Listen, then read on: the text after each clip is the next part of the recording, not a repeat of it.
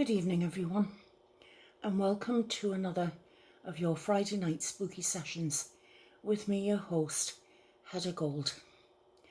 Now, I am sorry for being away this past week. I've had a health issue that I've been trying to deal with, but as we're having our monthly live stream tomorrow night here in my kitchen at 11 p.m. Greenwich Mean Time, London time. That's when we'll be starting, and it'll be for about a couple of hours, but no more than that. And it'll be nice to catch up with everybody because I've missed you all dreadfully. And I'll explain everything in a lot more detail as to why I was away this week. So thank you for your patience. I really appreciate that. And thank you very much to everyone who very kindly messaged me, showing their concern. I'm so grateful to each and every one of you, and I love you very much. It's really kind of you to send me those messages and to say the lovely things that you did. So, moving firmly and formally onward, I want to welcome everyone here. I want to thank you very much, all of you, for being here. I want to tell you that tonight I've got a factual ghost story for you, and I've also got a fictional story as well. So just to turn things around tonight, I'm going to start with the factual story first. It's something I came across when I was online, and I look all over the world for different stories, and I'm always drawn back to America. I don't know why. You seem to have more ghosts than anywhere else I've come across, or maybe I'm just not looking hard enough. I don't know, but the one I found is really very interesting. Now, I also wanted to start off tonight by telling you that I also came across, there's a guy that I watch called Matthew Santoro, and he was in his video about the 10 most haunted states in America. I just wanted to show you, not obviously everything he said, but I just wanted to give you the list of the 10 most haunted states in the United States of America. Number 10 is Indiana. 9 is Pennsylvania. 8 is Arizona. 7 is Utah. 6 is California.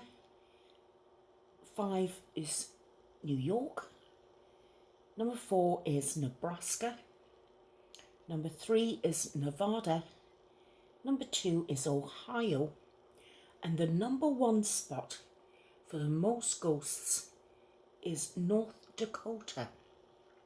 Now, I've never been to America. Don't think I'm going to get there in this lifetime. So I don't know all about the individuals' ghost ratings as far as your particular state, wherever you are, is concerned. But wherever you are in the United States, if your state isn't listed in the list that Matthew provided, please let me know in the comments, because I'll be really interested to know, and it will be a lovely thing to share with everybody else who doesn't know, especially, you know, fellow Brits like myself who won't know, and for everybody else from around the world. If your state isn't listed and you know you've got lots of ghosts, then please share it with the rest of us, because I would genuinely love to know about this. Okay, so on with sorry, it's the fibromyalgia sniffles. Anyone with fibromyalgia will know about the fibro sniffles, and I've got my dose of them tonight, so please excuse me. It's not a cold, it's fibro sniffles. I would like to share with you about a ghost story that I found in West Virginia, and it's a place, it's entitled The West Virginia Ghost Story That Will Leave You Absolutely Baffled. And this is written by a guy called Jeffrey Foster. And I'll read to you what it says. This is the factual story I was going to tell you about. It takes place in a place called Huntington, or Huntington. I'm not quite sure how you pronounce it, so I apologise if I haven't said it properly. At their core, ghost stories are mysteries. Apparitions don't sit down with you and tell you their story.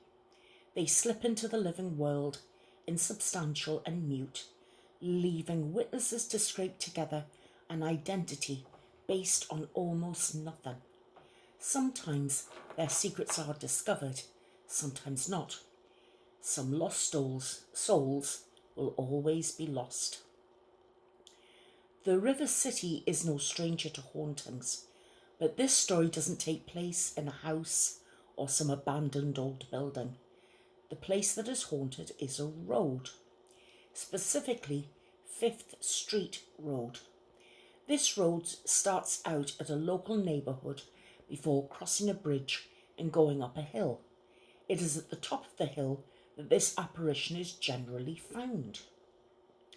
The first appearance of this ghost was reported in October of 1942.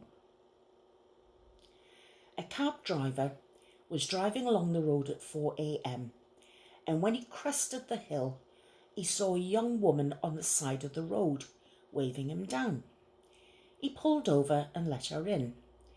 Even though it was cold, she was only wearing a thin blouse and a skirt. Then he remarked that it must be cold without a coat. She said that she hadn't worn a coat for 9 or 10 years. She asked the driver to take her to the bottom of the hill.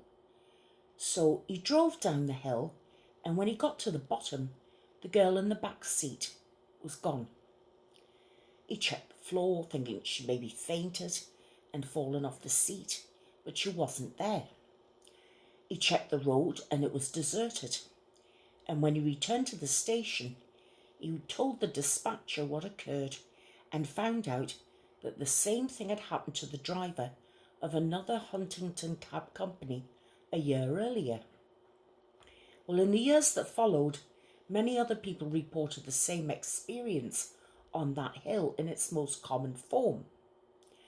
As reported in a 1958 newspaper article, the young woman is wearing a bridal gown and is only seen on rainy nights.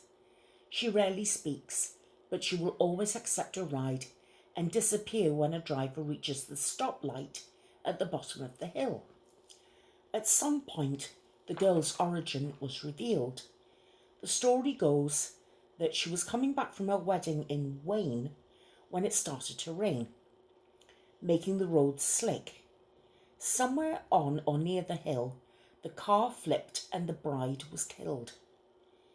Ever since, she can be seen on that hill in the early spring and only after dark when it's raining, hitching rides from passing motorists.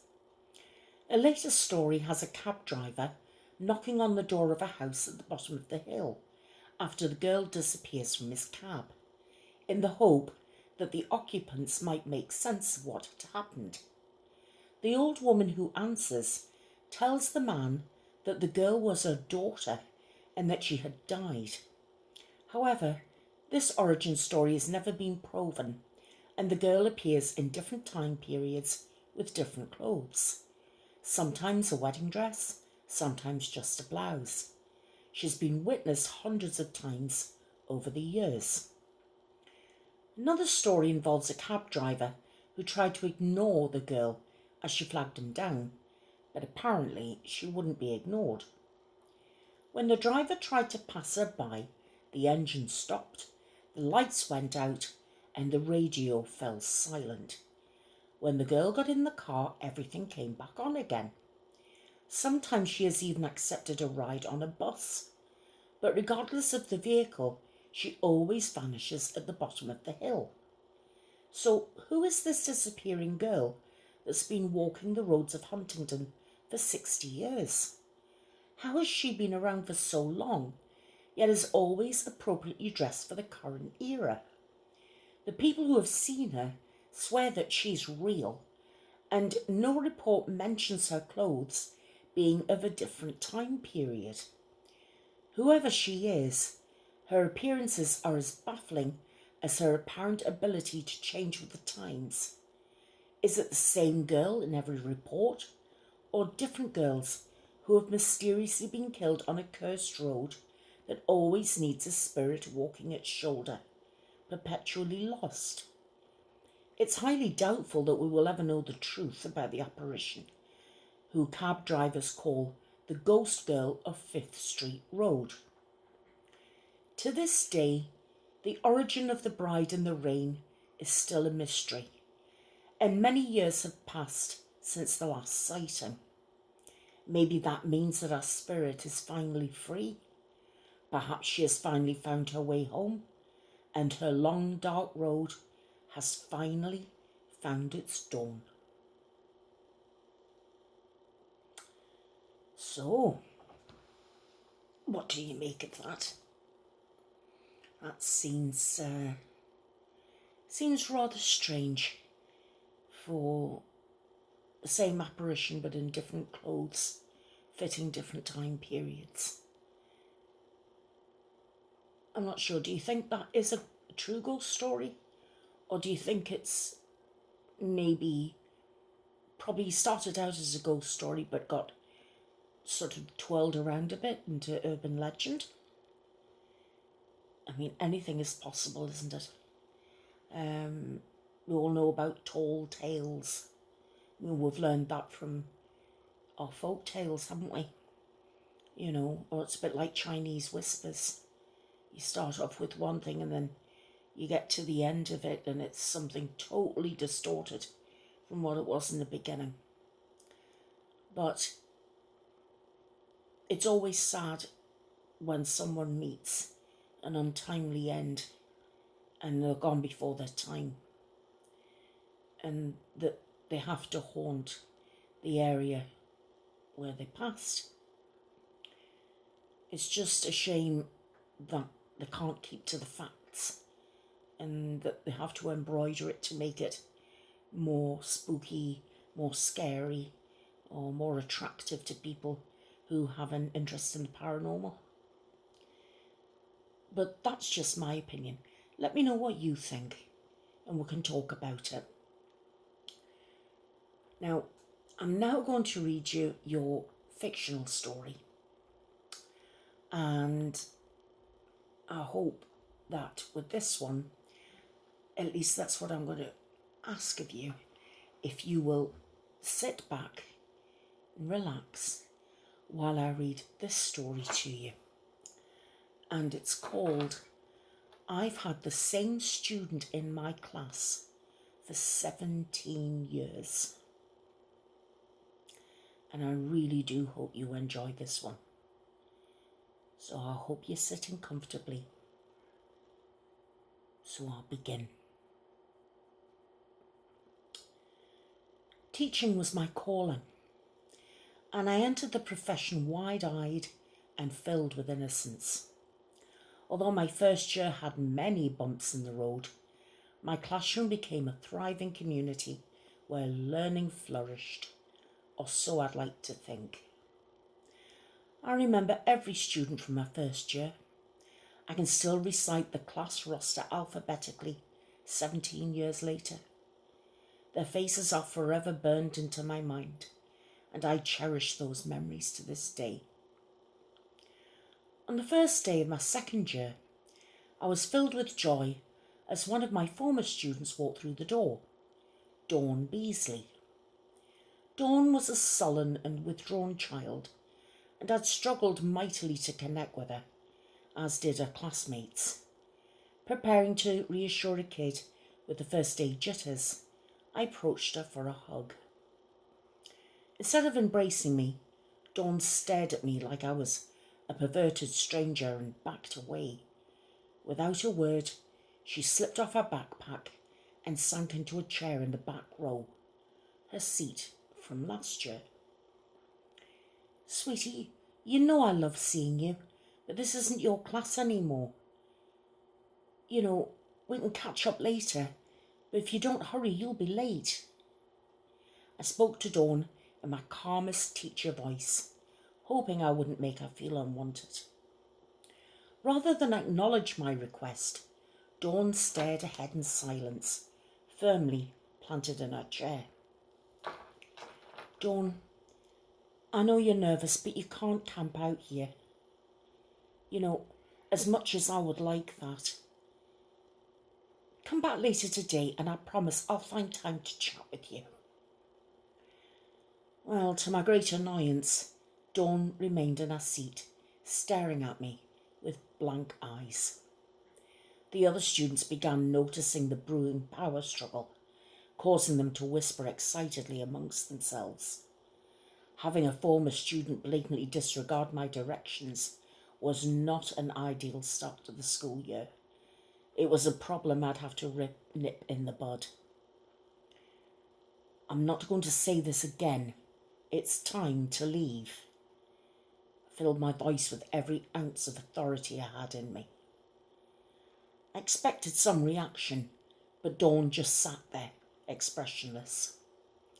Disrespect was one thing, but this was beyond that. For the first time in my career, my anger boiled over. My patience is gone. Put on your backpack, now! I strode over towards Dawn and forcefully grabbed her by the arm. Class, stay in your seats until I get back. For the entirety of the walk to the principal's office, we remained in silence.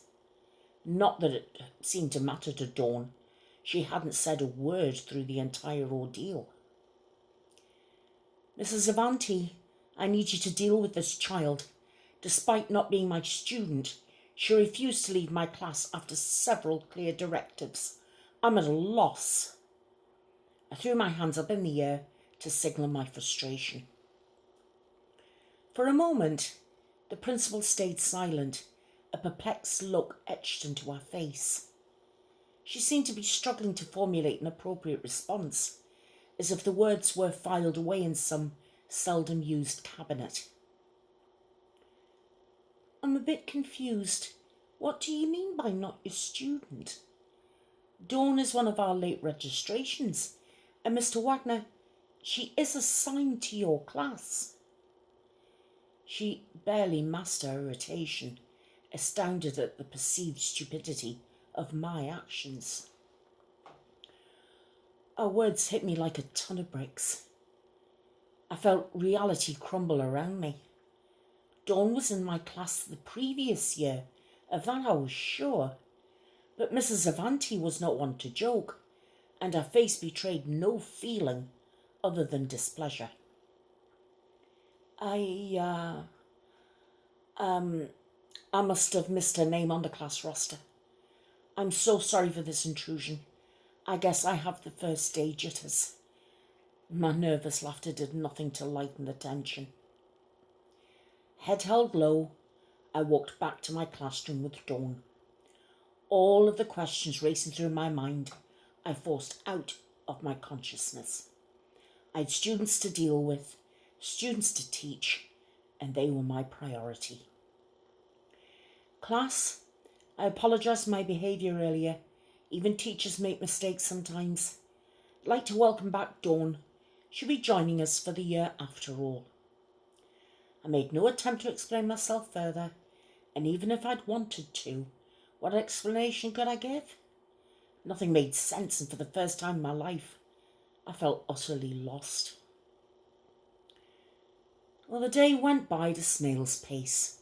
Every other minute I glanced at the clock, barely able to concentrate. I did my best to avoid Dawn. Being in her presence caused a visceral reaction that manifested physically. Something deep inside of me was begging me to run. A primal fear, passed down in our genes by half-starved ancestors, fleeing from giant beasts of old. As soon as the last bell rang, I quickly ushered my students out of the door. Dawn was the last one to leave, slowly trailing behind the others. Before she left, she turned around, lips pursed into a victorious smirk, and gave me a wink. My head felt bloated on the drive home, filled to the brim with impossibilities. The gears in my head came to a grinding halt, unable to process the events of the day. I felt so confident in my position. Dawn had been my student. Every fibre in my being knew it to be true, screeching at me in agreement. Still, doubts had arisen that I couldn't shake. Was I going insane? Hands trembling, I pushed open the door to my apartment, my cat meowing happily as I entered. Without hesitation, I rushed towards my filing cabinet and pulled out a file labelled School Year 2001 to 2002. Filled with anxiety, fearful of what I might find, I dumped the contents of the file onto the floor. Tests, report cards, field trip forms, and all other manner of school-related documents scattered around me. Like a man possessed, I combed through every single paper, hoping I'd find evidence of Dawn. My first thought was the class photo, but I quickly remembered she was out with the flu that week. A planned act? Digging endlessly through her graded papers and quizzes, I couldn't find a single one with Dawn's name attached to it. There didn't seem to be a shred of proof that Dawn had ever been in my class. After almost 2 hours of searching, I was ready to throw in the towel and accept whatever came next. That was until, out the corner of my eye, I spotted a small scrap of notebook paper folded so many times you'd barely notice it. Heart racing, I unfolded the paper, my clammy hands soaking the edges. The note read as follows. Dear Mr. Wagner, your class was so fun. You are so nice and so fun. I want to be in your class again. That would make me so happy. Can I do that? Okay, thank you. Dawn. I pumped my fist into the air, a short moment of sweet vindication. Then reality came crashing down onto me. Everyone but myself had no recollection of Dawn. Their memories of her vanished like a puff of smoke on a windy day. With a handwritten note and a head full of memories no one else could corroborate, I knew no sane person would believe me. Once again, I felt utterly lost. With no family support, no savings, piles of student debts and bills, and no other job prospects, I resigned myself to the fact I'd have to return to work. My teaching style completely changed my second year. No longer was I the energetic, constantly floating around the room ready to offer additional support. I wasn't that same teacher. I was a shell of myself, a deflated husk who rarely left the sanctity of his desk. Unlike me, Dawn was the same girl she'd always been, withdrawn and quiet to the point of near silence, little more than a shadow on the wall. Most of my days were spent observing her movements, trying to understand whatever I was dealing with. Dawn never interacted with other students. At the lunch table, her peers would give her a wide berth. Despite otherwise crowded tables, Dawn would always have several feet between her and the nearest children. Dawn never smiled. Her facial expressions never changed, other than the one notable occasion. The aptest word for Dawn was neutral. She showed no emotions, no feelings, nothing at all. Her eyes were dead and soulless, causing me to shiver every time I saw them. Worst of all, Dawn never missed a day. That is, except class picture day. In later years, that became a high holiday of sorts for me, a blessed day. During that year, I applied everywhere, but nowhere would hire me. I was overqualified, underqualified, and my personal favourite, just not what we're looking for right now. My discouragement grew, and by the summer, I could barely find the motivation to send a single application a month. As my job prospects withered before my eyes, the bills began stacking up even higher. My car's electrical system had to be replaced. My mum needed money for medication. My dog had to have knee surgery. The hits kept coming. By August of 2003, I was debt-ridden and financially unstable, in poor health due to stress, and terrified beyond reason as the first day of school rapidly approached. Sweat dripped down my brow as a new flock of students shuffled into my classroom. I uttered a weak hello as they found their seats. I'd looked over the class roster endlessly, and Dawn's name was absent every time.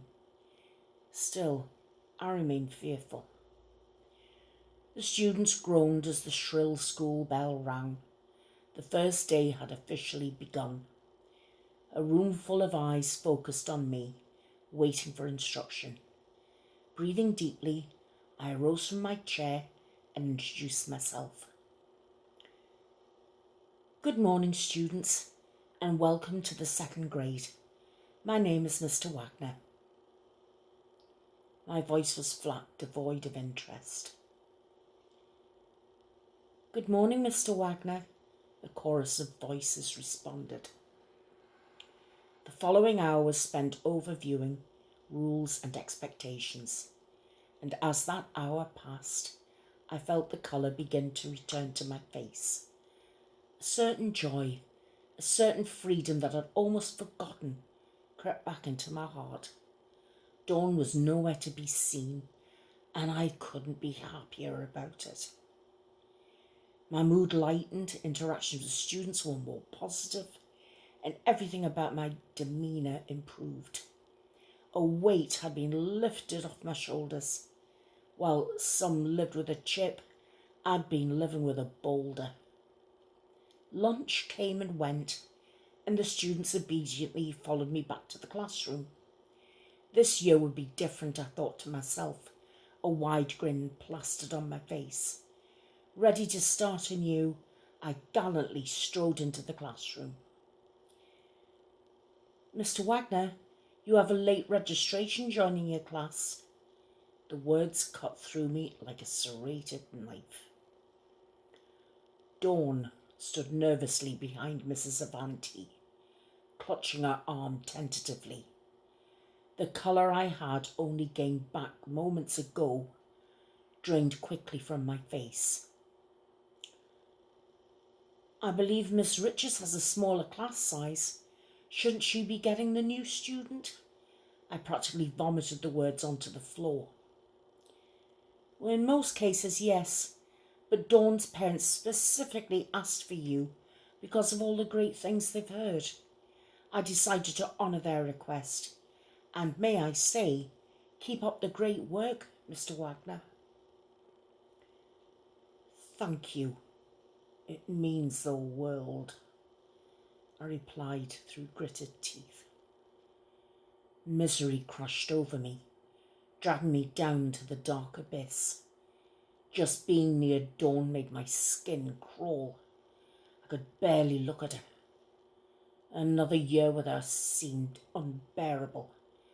If only I knew. My teaching career lasted 17 years. During that time, I married, was gifted 2 beautiful daughters, and bought a modest home on a quiet suburban block. Despite all the change, one constant remained in my life: Dawn. Year after year, she'd find her way onto my class roster. I changed schools 3 times, even moving out of state, but it didn't matter. I taught her in Iowa, California, and for a brief period in Oklahoma, part of a summer program I'd volunteered for. Strange and violent occurrences followed Dawn everywhere she went. I'd describe her as a poison, slowly seeping into a town's consciousness and driving weaker souls mad. Soon after we'd moved to a town, there would be a sharp increase in abnormal behaviour and tragic events. Children went missing. Otherwise normal individuals would commit horrific acts, and drug addiction would run rampant, among other things. Despite the chaos swirling around us, tragedy had never struck my family. I protected them from the truth, shielding them from that burden. I carried it alone. My children were my sole purpose for living, the only reason I managed to soldier on for so long.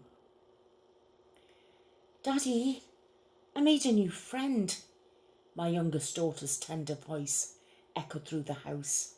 "I want you to come and meet her. I think she knows you." "Well, you know, I am pretty famous."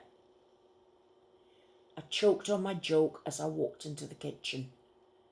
Arms slung around my daughter's shoulder, greasy strands of black hair obscuring her dead eyes, was Dawn. For the second time in 17 years, I saw her ghastly smile, this time revealing rows of razor-sharp teeth. "Sasha, come to me now!"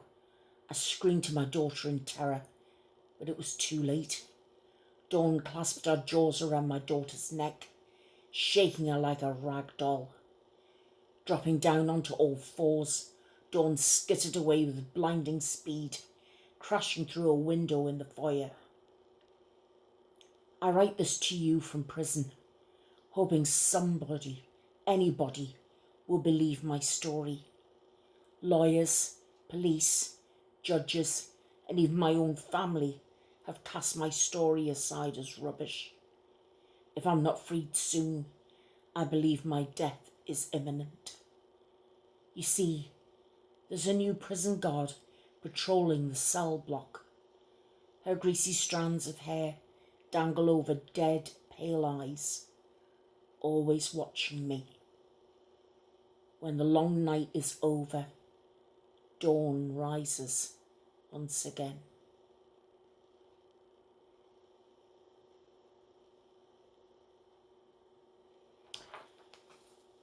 Ooh. Well, my friends, that's a spooky, scary story to end our time together. What kind of creature was Dawn, do you think?